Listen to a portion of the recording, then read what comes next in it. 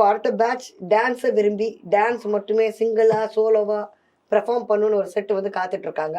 அந்த கண்டிப்பா மாதிரியான செட்டுக்கு நீங்க என்ன சொல்றீங்க? நல்ல அதான் டான்ஸ் வந்து ஒரு பேஷனா இருந்தா வந்து அவங்க கண்டிப்பா வந்து பண்ணலாம்.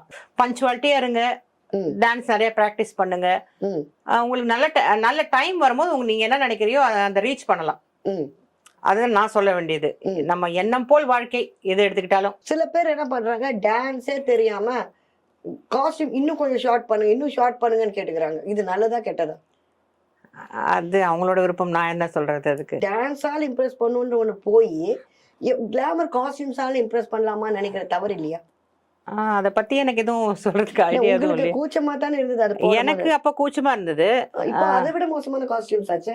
போடுறாங்க. இப்போ ஜென்ரேஷன் வேறங்க, அப்ப ஜென்ரேஷன் வேறங்க. இப்ப எல்லாமே நல்ல ரொம்ப இதாயிடுச்சு. முன்னாடி எல்லாம் நம்ம இது போடாத, அது பண்ணாத, இப்படி போட்டுக்கோ, ஆமா. துப்பட்டா போட்டு வா, அதெல்லாம் இப்ப இல்ல. நம்ம இப்போ எல்லாருமே ஃப்ரீயா இருக்கட்டும், விடுங்க.